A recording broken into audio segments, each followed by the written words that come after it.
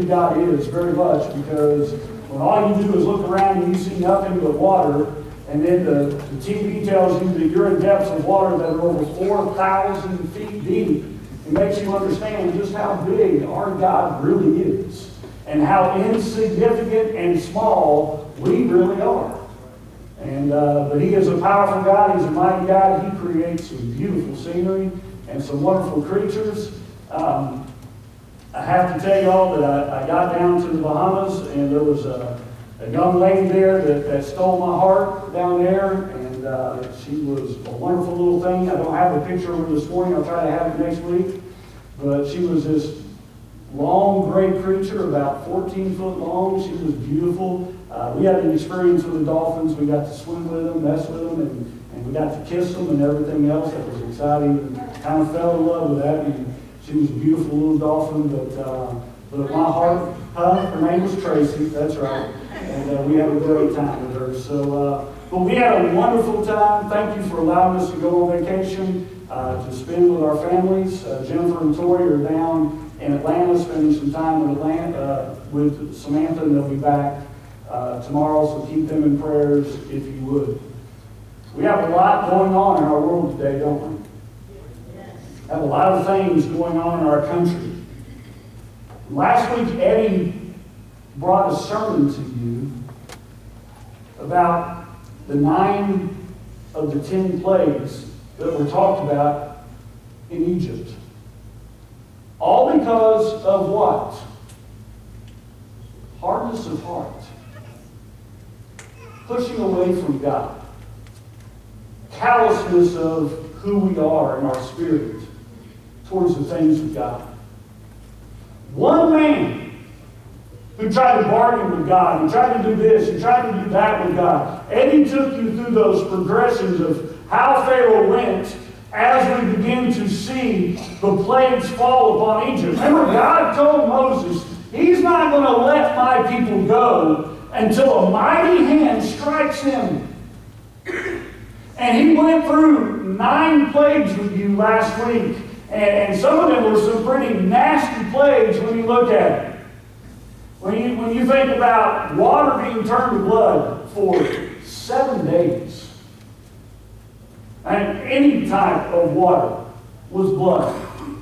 And then you looked at frogs, and you looked at gnats, and you looked at fleas, and you looked at a pestilence that come on. You looked at the locusts that came down and ate the crops. You look at hail that fell on the ground, and storms and thunderstorms that Egypt had never seen, and then boils that come upon them and set upon them for 3 days. Imagine being inflicted with boils from your head to your feet. And then darkness fell upon the land, and darkness that was so dark that the people didn't even move for 3 days.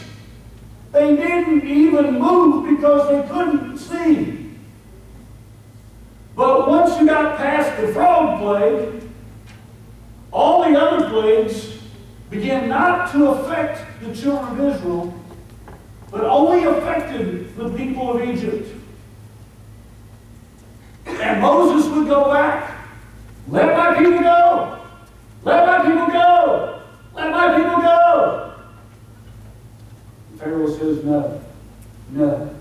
But you can do this, or you can maybe go here, or just take the men out, or you can just go out, but you can't take the property. It was so on. So all the bargaining that he went through, and if you were here last week, Eddie did a fantastic job with that. Now, ladies and gentlemen, we come to the 10th plague.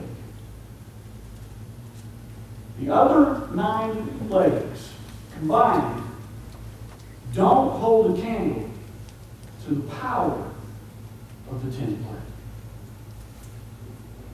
You want to talk about the mighty hand of God bringing judgment upon a nation.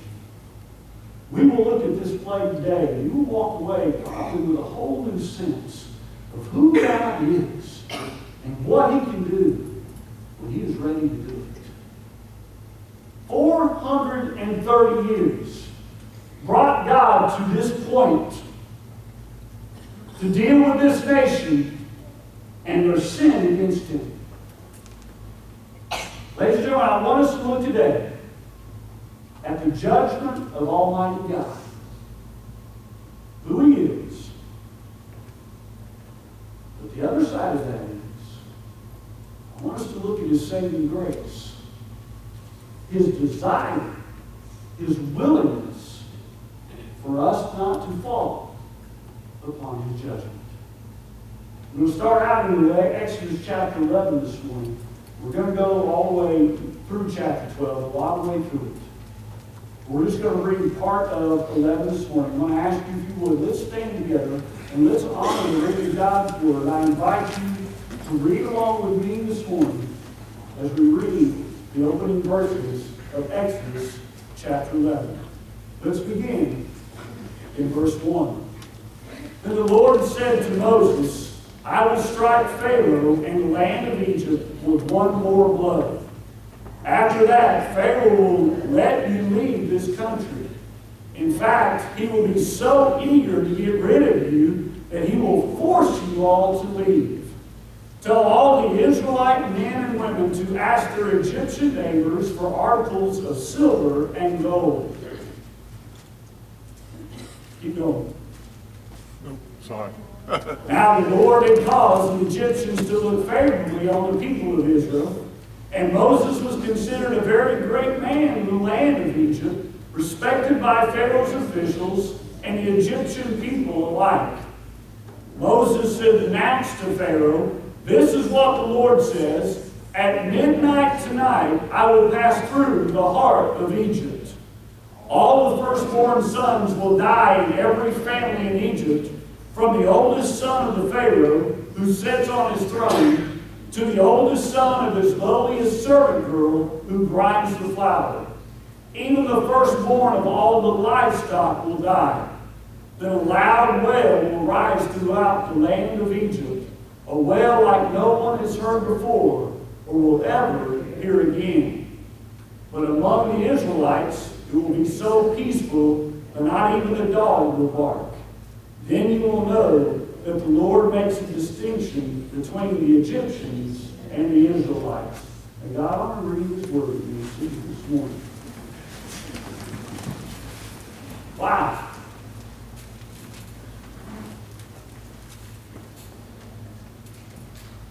God got serious in a hurry.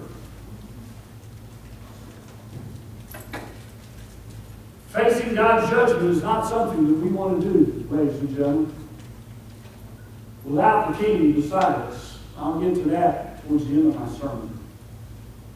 But I want us to begin to understand what is taking place here. All these plagues are falling upon Egypt. All these decimations to the people of Egypt.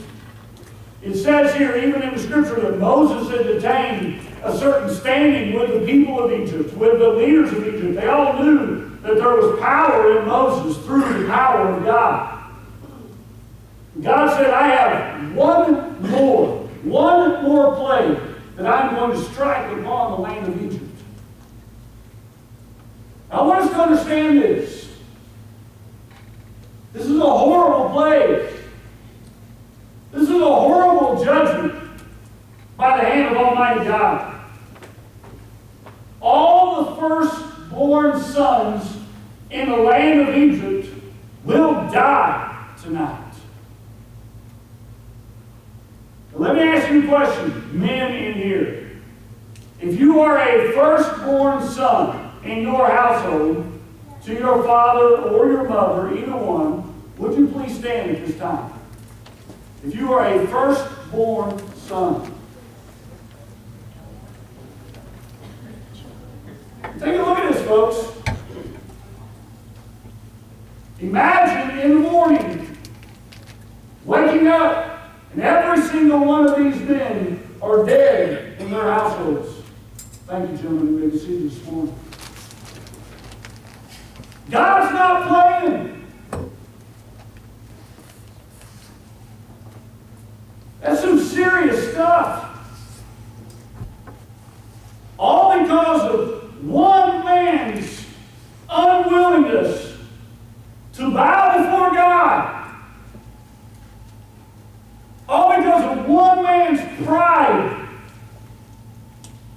to want to keep a nation of slaves underneath his thumb. I mean, if I had enough frogs, fleas, gnats, darkness, and hail, and all my crops and all my business and every aspect of my life has been affected, I would think I would get to the point where say, just go. How hard of heart did Pharaoh have to be to allow this plague to come? Well, God hardened his heart. You're exactly right. I didn't think God did that kind of stuff. I thought we had free will. Well, we do.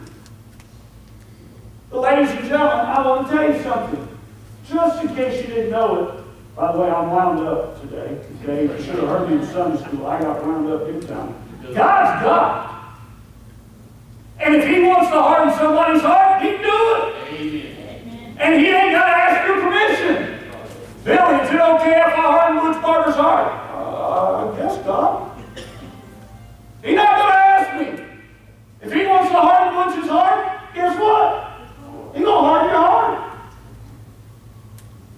That ain't fair.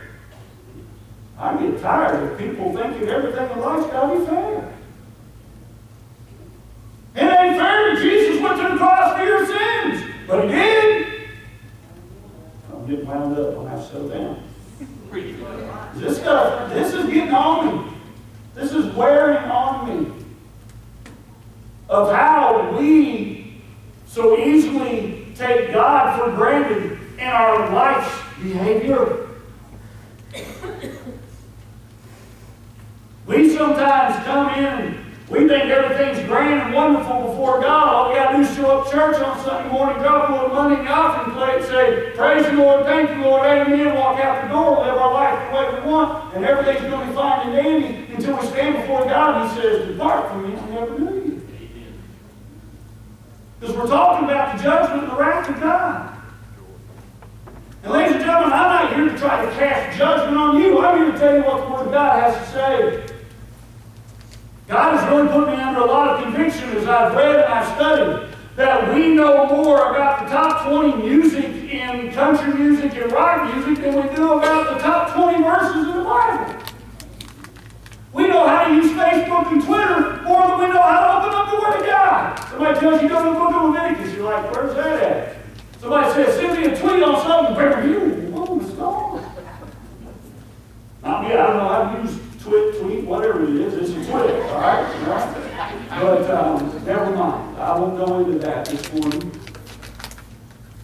You know, and then there's these, I just got thrown down here for a second this morning.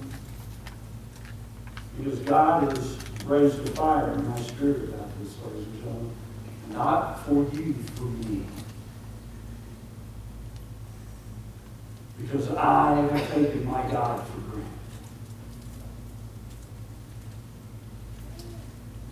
And I have been one that has stood and not said plainly sometimes what I need to say.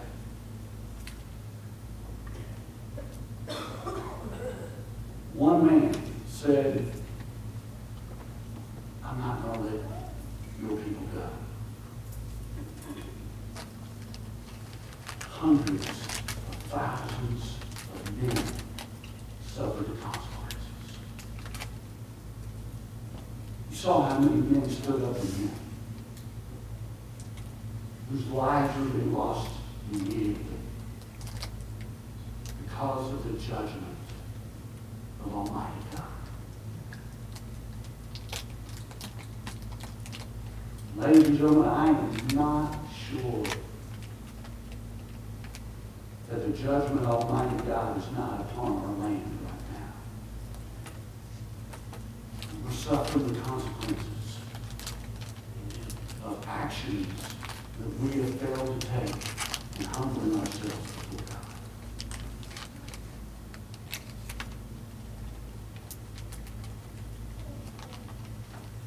I can't say that this sermon is timed with everything that's happened, because this sermon has been playing since what, Eddie? April? Matter of fact, I was planning to preach this sermon next week, but Eddie came to me and said, man, I want to keep your sermon series going. So I gave him the ideas and let him on with it.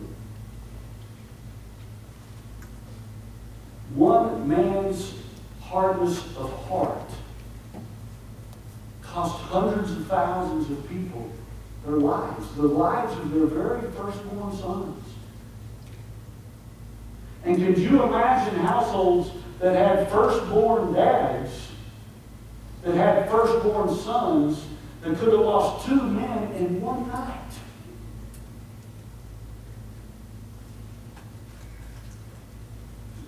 In James's house, it would have been James and his son Jacob both would have been dead. Butch, in your house, would have been you and Justin would have been dead. Gone. Because of one man's arrogance. And because of the wrath of Almighty God. Ladies and gentlemen, we got to stop playing with God.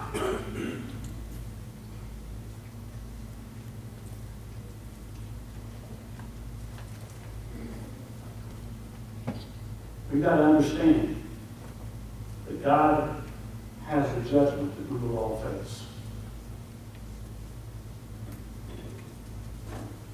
The people of Egypt suffered judgment because of Pharaoh's sin, but it wasn't just Pharaoh's sin, ladies and gentlemen, it was their own. They participated in it. No one told them they had to drive the Israelite people to do what they do. No one told them that they had to do the things that they did. But I want us to understand something very plain and clear this morning. This last plague was for all people. What do you mean?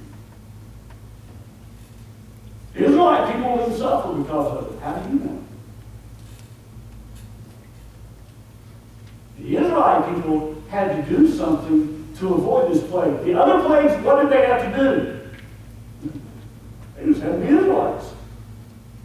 Darkness fell on them. Hey, we got light. Good, we cook. We get everything good over here. Locusts, man, look at that field out there. Destroying now, but they're not touching our field. And they got all them fleas and gnats over there, and everything driving them crazy. We're over here. We're coasting in comfort. Why? Because we're Israelite people.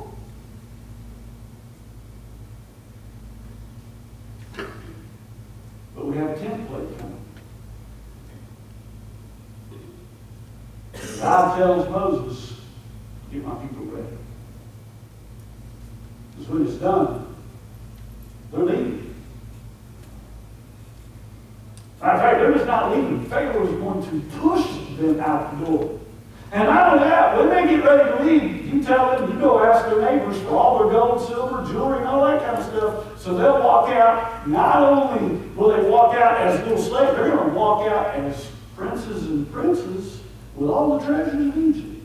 Get them ready. And here's how I want you to get them ready. Go with me to chapter 12 of Exodus. Let's read together this morning. I don't want you to take my word for it. I want you to see what God said for you to do.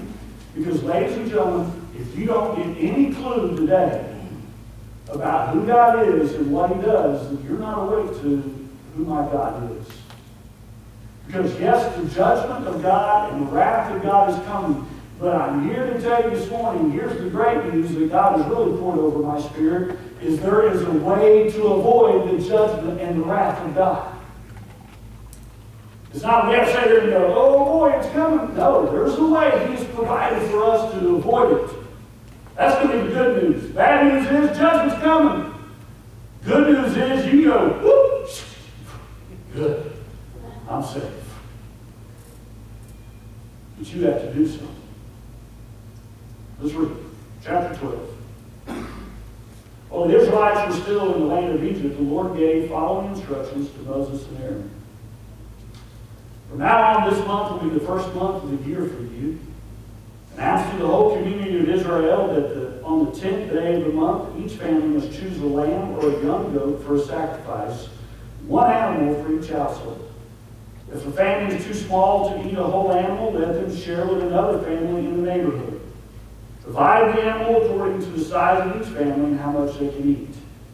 The animal you must select must be a 1-year-old male, either a sheep or a goat with what? No defects, which means it must be what? Perfect. perfect. Take care of this chosen animal until the evening of the 14th day of this first month. By the way, God didn't want the little wretched piece of land that they had. He wanted the best of what they had. Get anything from this yet? God doesn't want our leftovers. He wants our best. We've got to stop trying to give God leftovers and things that'll please Him. I'm telling you, this sermon had a whole lot of areas that hit hard for me. Then the whole assembly of the community of Israel must slaughter their lamb or young goat at twilight. They are to take some of the blood smeared on the sides and the top of the door frames of the houses where they eat the animal. That same night they must roast the meat over fire and eat it along with bitter salad greens and bread made without yeast. Do not eat any of the meat raw or boiled in water. The whole animal, including the head, the legs, the internal organs, must be roasted over a fire. Do not leave any of it until the next morning. Burn whatever is not eaten before morning. These are your instructions for eating this meal. Be fully dressed, wear your sandals, and carry your walking stick in your hand. Eat the meal with urgency, for this is the Lord's Passover. Ever heard that word?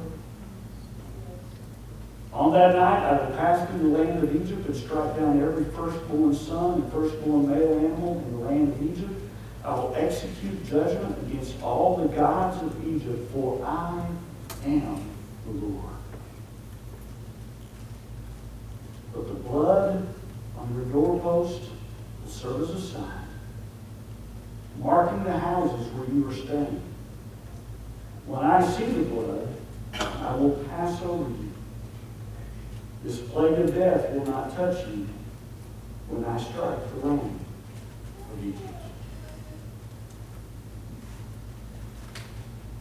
Ladies and gentlemen, God had the day of judgment planned for the nation of Egypt and for those who would not respond to the land of Israel. For all people who were living there. But He said, I want to provide a way for you to escape His judgment. Please understand that our God is a merciful and loving God. He's not a God to be toyed with. He's a God who takes sin very much at what it is. But He is also a God who wants to demonstrate mercy. He said, here's what I want you to do. Very simple. You just take, and if it's a small household, then you get the households together, but you take a 1-year-old perfect lamb, you take it, you kill it, you put the blood over the doorpost, down the door sides, and then you stay in that house, and you go on to read. There's more instructions in there that they are to remain quiet, that they are not to say anything the whole night, because you can imagine the wailing and the crying that would take place in the land of Egypt when they begin to discover all the young men who would be dead. You remain quiet. He says, tuck your sandal or tuck your coat in, got your sandals ready, have your staff ready, because you are going to be moving. But this symbolizes here this 1-year perfect lamb set aside for 4 days. Put him on the 10th, kill him on the 14th, eat him whole. Don't leave any part of him. Take all of that lamb there is to devour. And if there's any left over, burn it up. This is the death angel will pass over you. You will not suffer the judgment that I have prepared for Egypt. One simple question, ladies and gentlemen. If the children of Israel would not have followed God's plan, what would have happened to them? The death angel would have struck their house. If they would have just eaten the lamb and forgot the blood, the death angel would have struck their house. If they would have put the blood out there but not followed any other God's plan, the death angel would have struck their house. Are you getting my point here? My point is, God has some instructions. He expects them to be followed.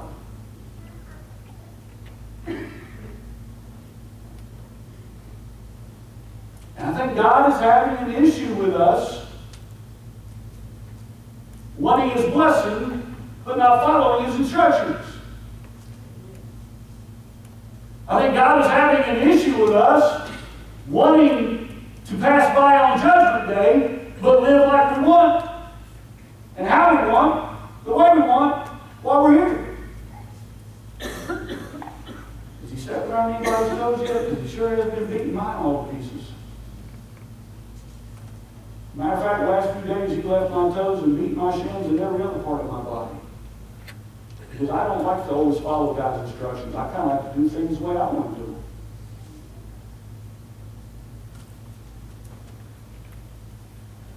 He has instructions about the way I need to talk, the way I need to live, how I need to act, the way I go to work, the way every part of my life.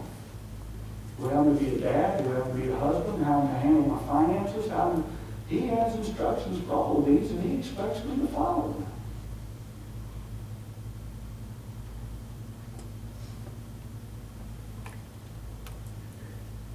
And when I don't, how do I expect his blessings?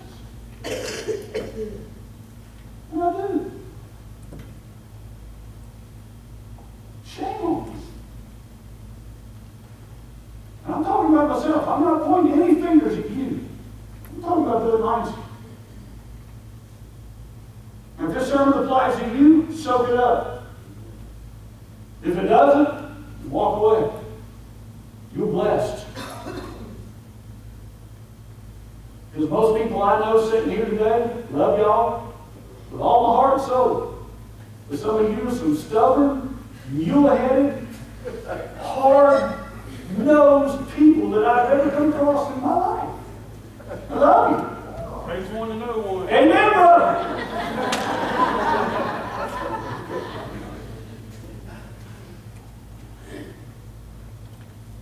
But I many times find myself wanting the blessing of God without following his instructions.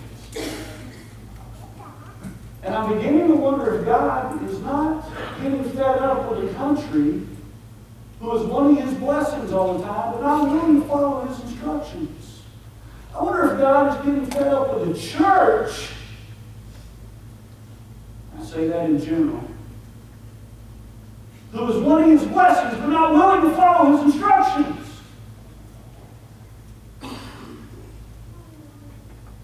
Jesus said very plainly, if the salt loses its saltiness, it's good for nothing, except for to be thrown out and trampled under the feet of men. Ladies and gentlemen, the world is trampling over the church as the church bows to the winds of the world. Amen. Oh, it's okay. If they're gay, marry them anyway. That's no big deal. Ordain them as pastors in the church. That's fine. Let them lead the flock. Really? Really? They want to live together and not be married, it's okay. Don't worry about it. Don't worry about marrying them. Just let them live together. Really? That's okay. We're to tell them that's okay. They just want to have sex with whoever they want, that's okay. They want to get drunk every night of the week, that's okay. Really? I know we're not to judge, and I'm not sitting here trying to judge because, Lord, I've had to look at my life. But I have to preach the truth. Sin is sin, and there's judgment for that sin. We have to stop pussyfooting around in our pulpits, and we start having to preach the truth. Truth may hurt, and it does. But I don't want to stand before God saying, Billy, why didn't you tell my people what I needed them to hear? I love you enough to tell you the truth. I love you enough to let you know that we need to walk away from the sin-filled lives that sometimes we live and walk in the grace and mercy of God. They want to smoke pot, it's okay, let them smoke pot. No, it's not.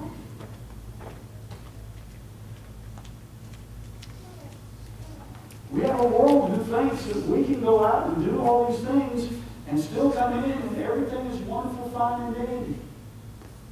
We got to stop thinking that. Because I think we're a world that's under the